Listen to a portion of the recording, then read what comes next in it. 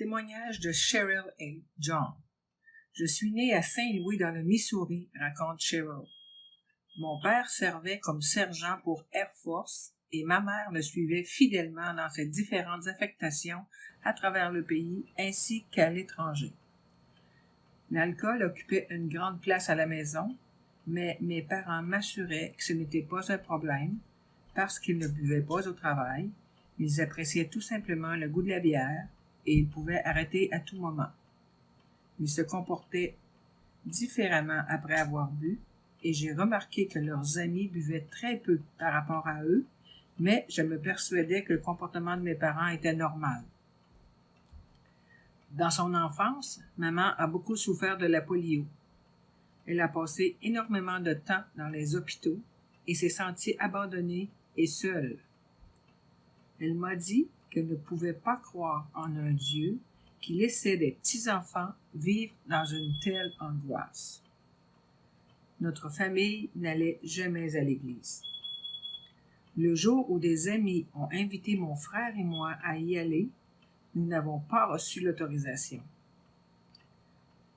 Durant mes 16 premières années, nous avons vécu dans le Missouri, au Texas, dans le Kentucky, à New York, au Portugal, au Japon et en Angleterre. J'ai vite appris à porter des masques pour cacher mes sentiments d'insécurité, à me faire accepter de tout le monde et à me servir de mon sens de l'humour quand les choses tournaient mal. Ces capacités me permettaient de me faire des amis en un jour dans toutes les écoles où je débarquais. Mon père a pris sa retraite à Saint-Louis, où j'ai commencé l'université. J'ai fait la connaissance de John au cours d'une fête réunissant les associations d'étudiants et d'étudiantes. John m'a dit que, puisqu'il était président de son association et que j'étais présidente de mon association, il nous incombait d'ouvrir le bal. Des mois plus tard, j'ai appris que John avait planifié cette fête uniquement pour entrer en contact avec moi. À une vie renouvelée, j'ai compris que ce genre d'attitude relevait de la manipulation. En fréquentant John, j'ai compris qu'il avait eu une enfance très différente de la mienne. Il était fils unique et avait grandi et vécu toute sa vie dans une petite ville de l'Illinois, Collinsville. 2 ans avant sa naissance, sa mère avait mis au monde un garçon qui était décédé à quelques jours de vie. Sa mère ne s'est jamais vraiment remise de cette perte, mais elle bénéficiait du soutien de son église baptiste. John a grandi dans cette église et a accepté Jésus dans son cœur à 13 ans. J'ai réalisé que John avait eu beaucoup de succès à l'école secondaire. Il était président de classe et très doué pour le baseball, le basketball et la course. Mais John doutait toujours de lui et ne se croyait jamais assez bon. Il avait constamment l'impression de laisser tomber quelqu'un. Ses parents, camarades de classe, amis et petites amies. Il désirait entrer dans une université chrétienne pour occuper éventuellement une fonction dans le ministère chrétien et se sentant indigne de répondre à l'appel de Dieu. Il a plutôt choisi une université d'État.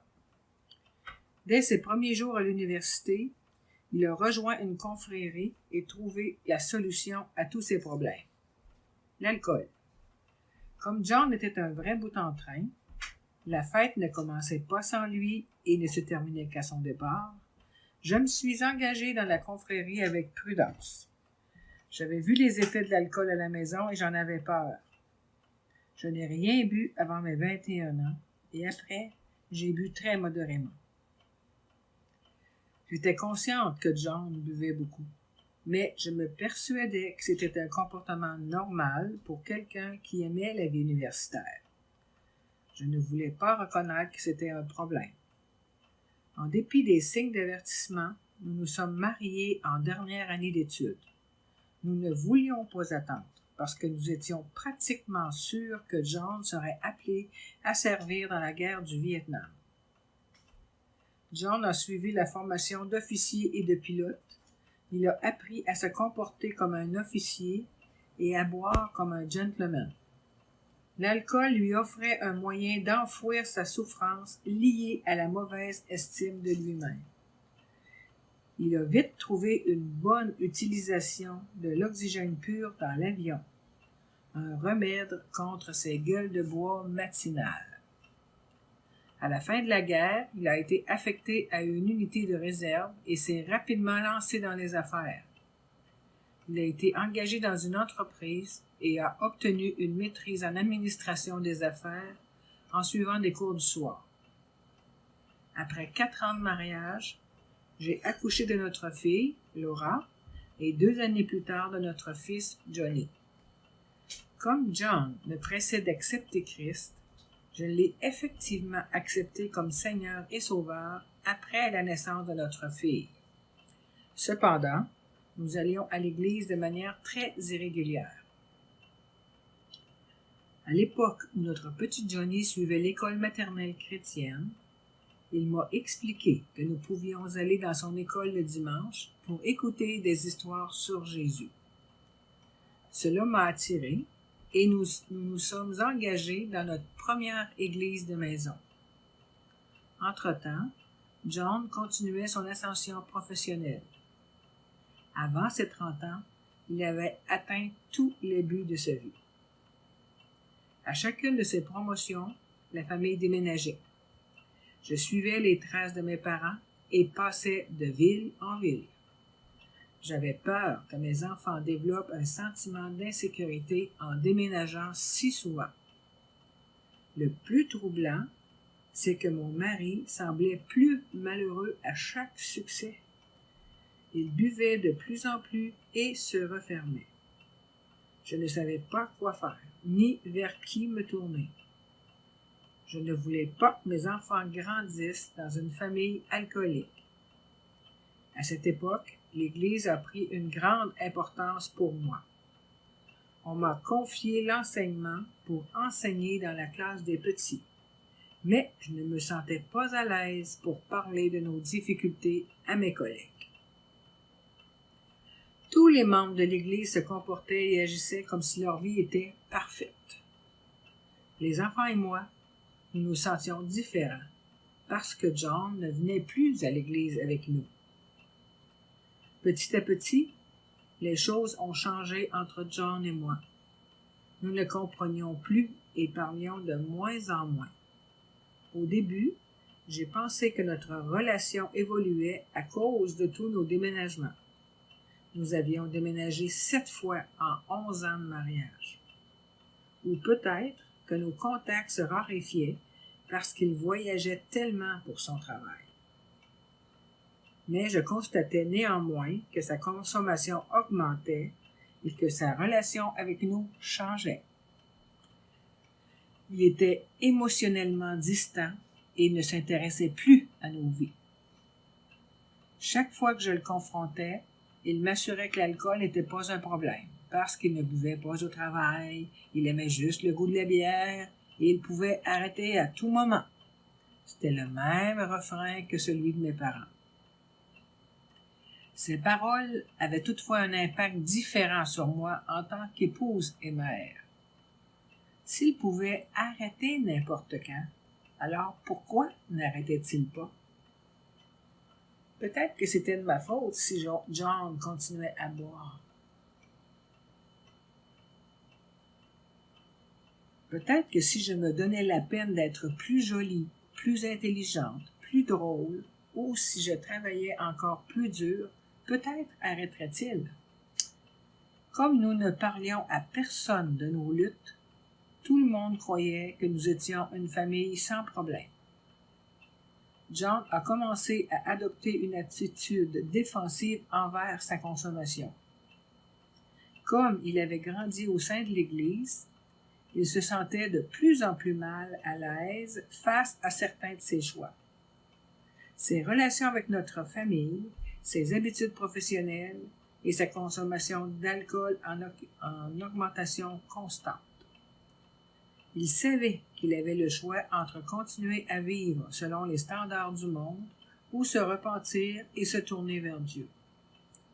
Proverbe 14:12 dit « La voie qui paraît droite à un homme peut finalement conduire à la mort. » Mais John a tourné le dos à Dieu et bu encore plus. Notre famille a continué à vivre comme si la boisson ne nous affectait pas. Après tout, John me répétait qu'il n'avait jamais été licencié à cause de l'alcool et n'avait jamais été arrêté pour conduire en état d'ivresse. Il tentait de nous convaincre qu'il était un buveur normal. Cependant, lorsqu'il s'est mis à boire de la bière au petit déjeuner, j'ai su que nous devions affronter notre secret de famille. John était un alcoolique. Rempli de colère, je lui ai fixé un ultimatum. Tu arrêtes de boire ou tu quittes la maison. J'ai reçu un choc en le voyant faire ses valises et en l'entendant m'annoncer notre séparation après 20 ans de mariage. En fin de compte, la tentative de John de couvrir ses blessures, ses blocages et ses dépendances par rapport à l'alcool avait provoqué la rupture de notre famille.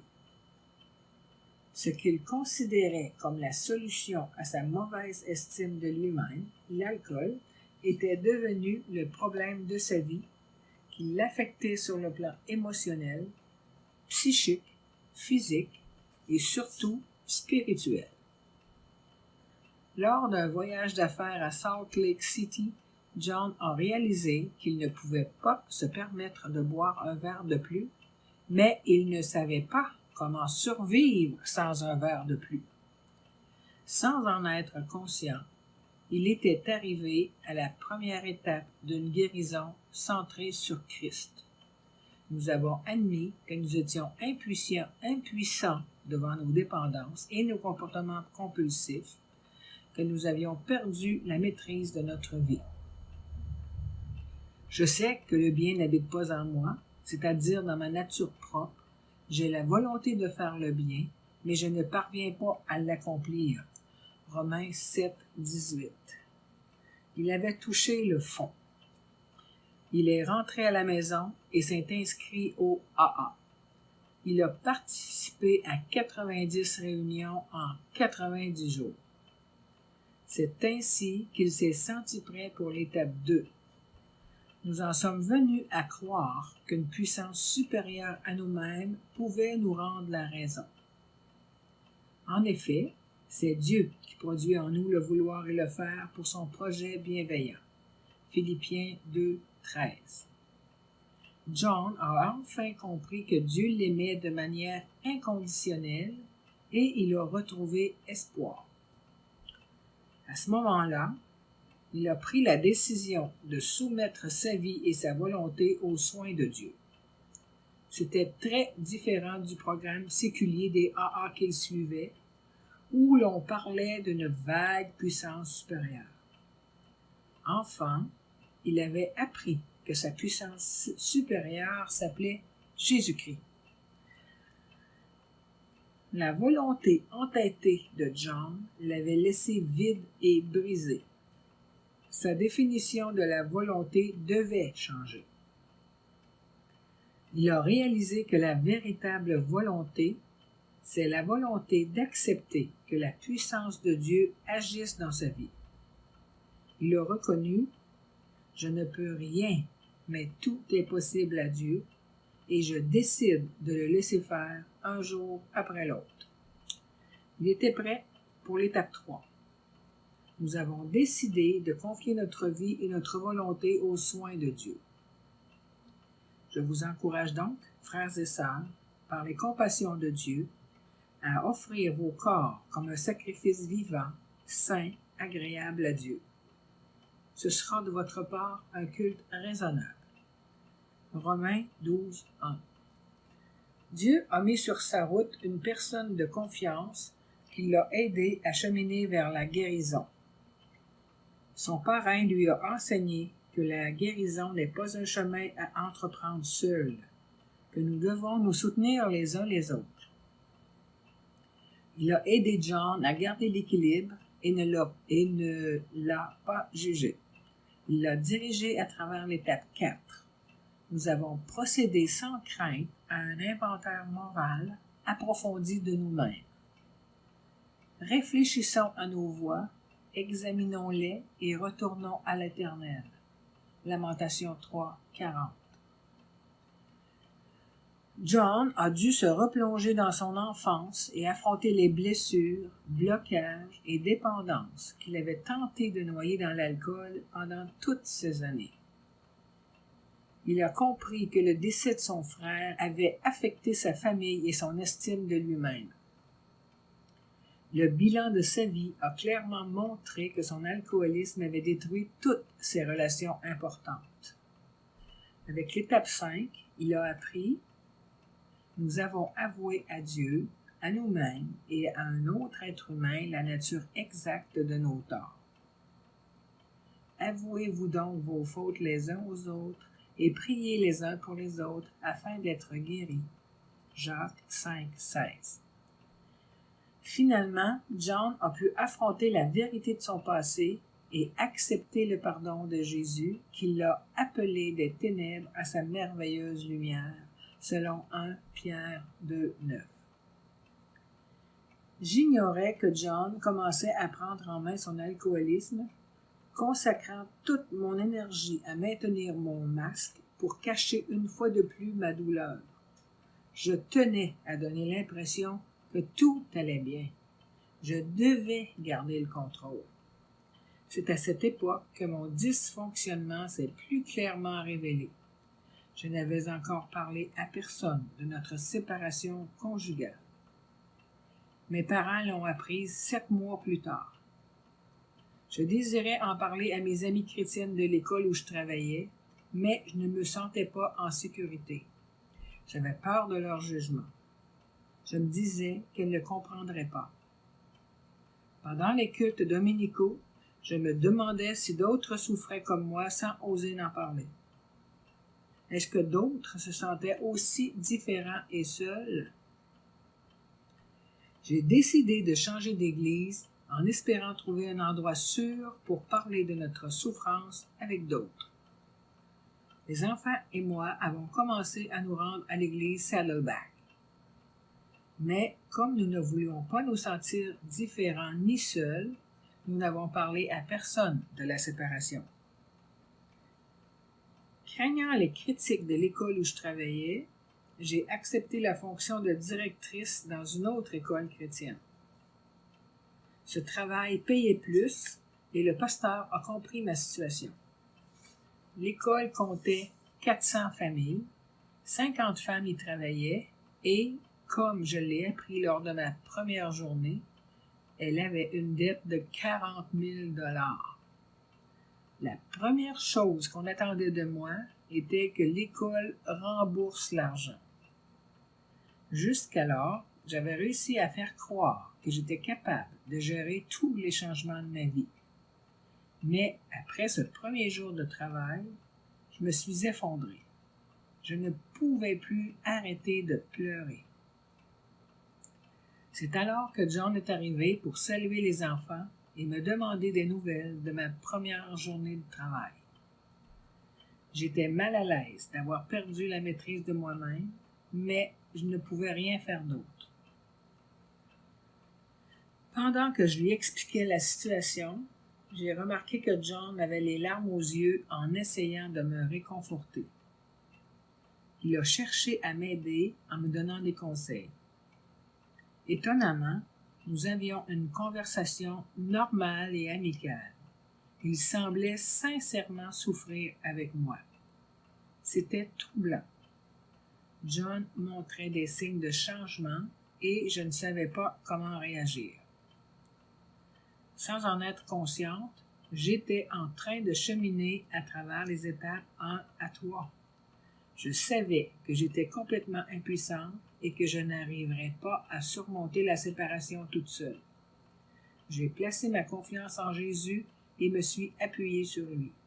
Colossiens 1:11, Semeur, nous dit: Dieu vous fortifiera pleinement à la mesure de sa puissance glorieuse pour que vous puissiez tout supporter et persévérer jusqu'au bout, et cela avec joie. Je me suis accroché à ce verset sans savoir que Jésus me préparait à des changements supplémentaires. John a terminé l'étape 6. Nous étions tout à fait prêts à ce que Dieu élimine tous ses défauts. Humiliez-vous devant le Seigneur et il vous élèvera. Jacques 4, 10. Ainsi que l'étape 7, nous lui avons humblement demandé de faire disparaître nos défauts. Si nous reconnaissons nos péchés, il est fidèle et juste pour nous les pardonner et pour nous purifier de tout mal. 1 Jean 1, 9. Il a laissé Dieu transformer sa vie et reconstruire sa valeur en comptant sur l'amour de Dieu pour lui seul et sans plus essayer d'être à la hauteur des normes du monde.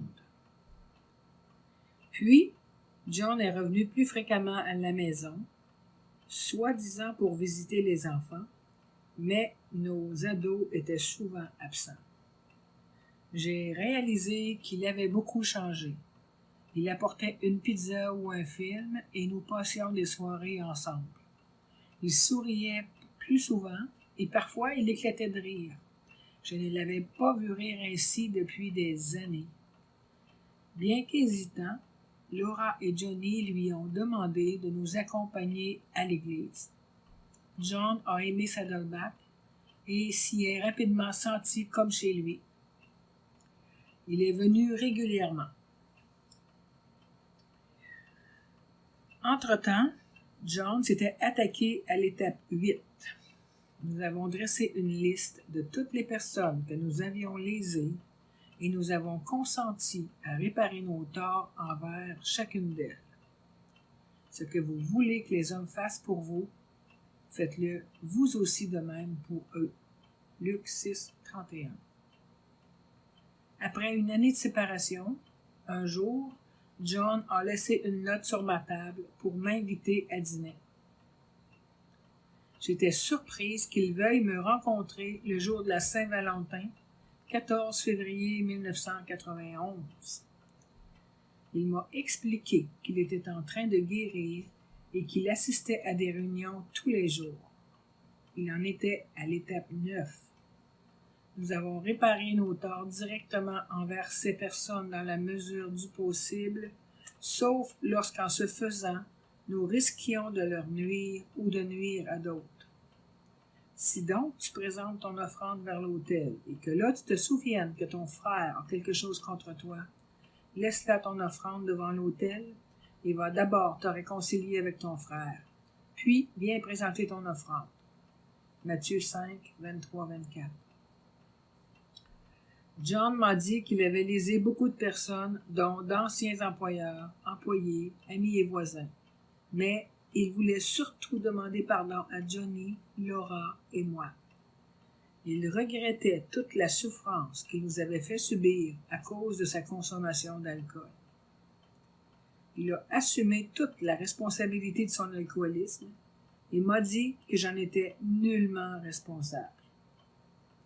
Il a dit qu'il m'aimait toujours et a demandé si j'étais d'accord de suivre une thérapie conjugale. Dieu a transformé nos vies avec l'étape 9. John et moi avons commencé à régler les problèmes qui avaient brisé notre relation conjugale. La démarche de l'étape 10 est devenue partie intégrante de notre vie quotidienne.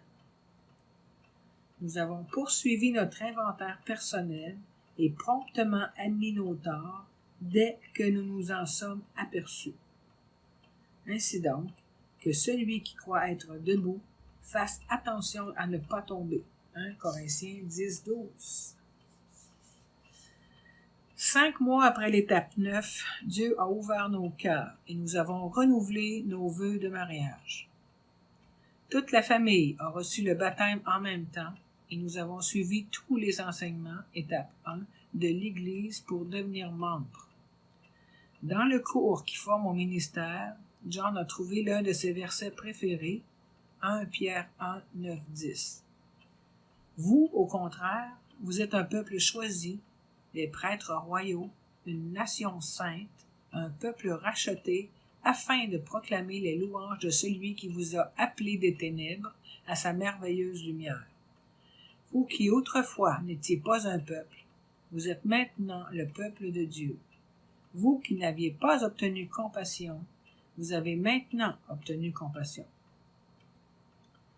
Cependant, aux rencontres séculières des AA, certains de ses amis se moquaient de lui quand il parlait de sa puissance supérieure, la seule et unique toute-puissance, Jésus. Il semblait que n'importe quoi pouvait jouer le rôle de toute-puissance, à l'exception de Jésus. À l'Église, nous avons essayé de trouver un petit groupe où nous pourrions parler franchement de nos problèmes de dépendance à l'alcool. Mais nous n'avons pas trouvé de groupe de chrétiens désireux de partager ouvertement leur lutte. Nous sommes entrés dans l'étape 11. Nous avons cherché par la prière et la méditation à améliorer notre contact conscient avec Dieu, lui demandant seulement de connaître sa volonté à notre égard et de nous donner la force de l'exécuter. Que la parole de Christ habite en vous dans toute sa richesse. Colossiens 3:16. Un jour, John a dit, « Il est impossible que nous soyons si différents des autres membres de cette Église. Nous ne sommes certainement pas les seuls à lutter contre des blessures, des blocages ou des dépendances. » À cette époque, l'Église Saddleback comptait 6000 membres. John a rédigé les grandes lignes d'un programme qui répondait à nos besoins. En prenant conscience que Dieu ne maîtrise aucune blessure, il a discerné un but dans la douleur et le chagrin liés à son péché de dépendance à l'alcool. Dans Joël 2:25, Dieu promet la restauration. « Je vous remplacerai les années qu'ont dévoré la sauterelle, le grillon, le criquet. » Durant des semaines, des idées se sont bousculées dans notre tête et pendant ce temps, Dieu a continué de préciser sa vision pour ce programme. Nous avons eu l'occasion de partager nos blessures avec d'autres en abordant l'étape 12. Ayant connu un réveil spirituel comme résultat de ces étapes, nous avons alors essayé de transmettre ce message à d'autres et de mettre en pratique ces principes dans tous les domaines de notre vie. Frères et sœurs, si un homme vient à être surpris en faute, vous qui êtes spirituels, redressez-le dans un esprit de douceur. Veille sur toi-même, de peur que toi aussi tu ne sois tenté. Galates 6:1. John a finalement écrit une lettre de 13 pages décrivant une vision du ministère Une vie renouvelée, un programme de guérison centré sur Christ. En résumé, il disait: la vision pour une vie renouvelée, c'est que l'Église offre un endroit sûr où les familles peuvent trouver la guérison et la restauration, où les parents et leurs enfants peuvent trouver la libération de leurs blessures, blocages et dépendances. John a transmis sa lettre au pasteur Rick Warren de l'Église Saddleback. Il saurait trouver la bonne personne pour diriger ce nouveau ministère. Ni mon mari ni moi ne nous attendions à sa réaction. Il a convoqué John pour lui dire « C'est une super idée, John, fais-le ». La première rencontre d'une vie renouvelée s'est tenue le 21 novembre 1991. L'Église Saddleback ne possédant pas encore de bâtiment, nous nous sommes réunis dans un hôpital psychiatrique. Et Dieu a réagi. 43 personnes ont participé à la première rencontre. Nous avions organisé une garderie et nos enfants s'occupaient des ados. Une petite équipe animait la louange et les enseignements étaient donnés en séance plénière. Ce n'est que plus tard que nous avons ajouté des témoignages, car les participants ont manifesté le désir de partager comment Jésus-Christ transformait leur vie. Il y avait 4 groupes: hommes dépendants de substances toxiques, femmes dépendantes de substances toxiques, hommes codépendants et femmes codépendantes. Je m'occupais des femmes codépendantes tout en ignorant tout de la codépendance. mais les autres pouvaient s'identifier à nos luttes et j'étais prête à apprendre. À la fin des rencontres, nous étions si heureux de parler de nos guérisons avec d'autres chrétiens que nous allions au restaurant pour poursuivre nos discussions jusqu'à l'heure de la fermeture. Il nous arrivait souvent de finir la soirée chez nous. C'était un tel soulagement de parler avec des personnes qui nous comprenaient. Nous avions trouvé un endroit sûr, nous n'étions plus différents ni seuls. Ce programme répondait aux attentes de notre famille et c'est tout ce que nous avions espéré. Nous étions sûrs qu'il fonctionnerait pour les autres. Mais Dieu avait d'autres plans. John a été invité à rejoindre le personnel de Saddleback en 1992. Son travail consistait à superviser divers ministères de l'Église et il était bénévole pour le ministère Une vie renouvelée. En 1993, comme des vies avaient été transformées par une vie renouvelée, Rick a décidé que toute l'Église suivrait ce programme de guérison. Il a donné une série de sermons, le chemin de guérison, basés sur les 8 clés spirituelles tirées des béatitudes. Ces enseignements nous ont entraînés dans une nouvelle phase de croissance. Mais le plus important, c'est que les participants à une vie renouvelée ont commencé à servir l'Église. Alors que finalement nous avons expérimenté la libération et le pardon avec beaucoup de larmes, nous avons aussi pris la scène du Seigneur. L'Église Saddleback est devenue un endroit sûr pour tous ceux qui souffraient. Afin de mieux comprendre les choix que nous avions faits dans notre vie, nous avons ressenti le besoin de quelque chose en plus des partages en groupe. Nous avons étudié les manuels des 12 étapes de guérison qui existaient sur le marché avec des groupes de 25 personnes, mais en général, seuls 2 ou 3 persévéraient jusqu'au bout de l'étude. Les ressources existantes n'ont pas fonctionné pour nous. C'est pourquoi nous avons recherché une étude chrétienne basée sur la Bible et qui s'appliquerait à tous ceux qui souffraient de blessures, blocages ou dépendances. Nous voulions un programme concis et facile à utiliser pour aider les gens à gérer leur passé de la bonne manière. Parmi toutes les ressources existantes, aucune ne semblait convenir. Pendant ce temps, nos participants avançaient d'étape en étape, mais rencontraient des difficultés avec la 4e. John a diminué les sessions et consacré 3 mois à enseigner cette clé spirituelle. Plusieurs ont ainsi terminé l'étape avec succès et ont pu poursuivre leur chemin de guérison. L'un des responsables, Carl, a été si impressionné par l'enseignement de John qu'il lui a suggéré de le joindre à l'étape 4 du guide d'études. Doutant de ses capacités d'écrivain, John a rapidement oublié cette idée, mais Carl est revenu plusieurs fois à la charge pour demander à John où il en était dans la rédaction de ce guide d'études pour la 4e étape. John a compris que Dieu utilisait Carl pour l'encourager à écrire, et il a donc achevé le guide du participant en 1994. La brochure était basée sur la parole de Dieu et non sur la dépendance ou la compulsion. Nous savions que ce matériel était bon parce que les sessions avaient déjà touché de nombreux participants. Vu le rayonnement de Saddleback, plusieurs églises de Californie ont rapidement adopté ce guide d'études. D'autres églises ont suivi jusqu'au Canada et en Australie. Cette brochure aidait les gens du monde entier à vivre la 4e étape. Carl avait vu juste. Peu après, John a été prié de rédiger un guide d'études pour les 11 autres étapes. Il s'est donc rassis derrière son écran jusqu'en 1995. Les guides d'études incluant les 12 étapes et les 8 clés spirituelles sont sortis de presse. Une vie renouvelée avait enfin son manuel. L'utilisation du guide a engendré une forte croissance. Les participants ayant suivi ce programme ont formé à leur tour des groupes et sont devenus des responsables. D'autres groupes spécifiques ont été créés en plus des 4 groupes initiaux, des groupes pour les personnes aux prises avec la colère, avec des troubles alimentaires, avec la dépendance relationnelle ou sexuelle, la codépendance dans une relation avec un homme accro à la pornographie, avec les jeux, les abus sexuels, physiques, émotionnels, et des groupes pour les enfants adultes de parents dépendants de substances toxiques.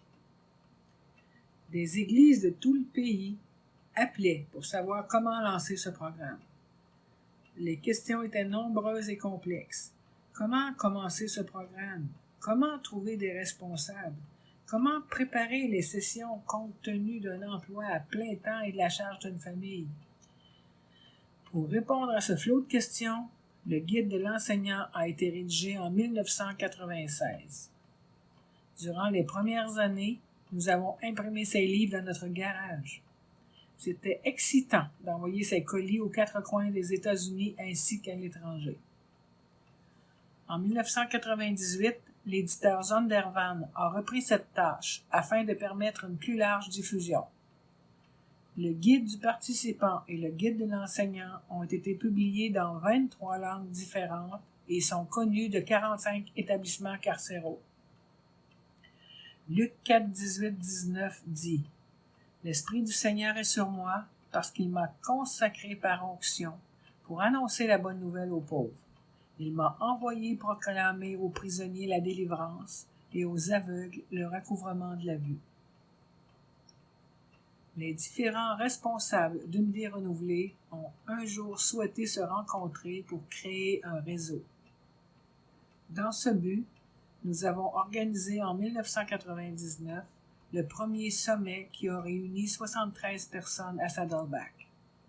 12 ans plus tard, 3400 personnes se sont retrouvées à Saddleback pour apprendre à gérer le nombre croissant de personnes souffrant de blessures, blocages et dépendance. Le réseau compte maintenant des directeurs régionaux et internationaux, un directeur de prison et des bénévoles qui soutiennent le lancement des programmes et assurent un suivi. Ce développement a dépassé tous nos rêves. Une vie renouvelée a commencé parce que notre famille cherchait un endroit sûr où parler de ses luttes. Nous voulions nous associer à ceux qui reconnaissaient Jésus-Christ comme leur toute-puissance et étaient prêts à lui soumettre complètement leur vie. Maintenant, notre famille éternelle inclut des personnes du monde entier qui veulent briser le cycle des dysfonctionnements et vivre avec nous selon 2 Corinthiens 1, 3, 4. Béni soit Dieu, le Père de notre Seigneur Jésus-Christ, le Père plein de compassion et le Dieu de tout réconfort. Il nous réconforte dans toutes nos détresses, afin que nous puissions réconforter ceux qui se trouvent dans la détresse, grâce à l'encouragement que nous recevons nous-mêmes de la part de Dieu. Une victoire à notre portée. Le témoignage de Cheryl vous montre comment Dieu a transformé nos vies brisées et restauré notre relation conjugale pour que nous puissions accomplir son objectif au travers d'une vie renouvelée. Lisez la suite de ce livre dans un esprit d'ouverture, en sachant que tout le monde souffre de blessures, de blocages ou de dépendance. On croit souvent que seuls ceux qui luttent contre des problèmes de drogue ou d'alcool sont concernés par la guérison. Mais parmi tous ceux qui ont suivi ce programme, seulement 1 personne sur 3 est confrontée à des problèmes de substances toxiques. La lecture de ce livre vous libérera de vos peurs et de vos doutes et répondra aux questions que vous pourriez avoir avant d'oser venir à votre première réunion d'une vie renouvelée. Si vous souffrez d'une blessure, d'un blocage ou d'une dépendance quelconque, une vie renouvelée est pour vous. Dieu peut vous accorder la même victoire qu'à nous.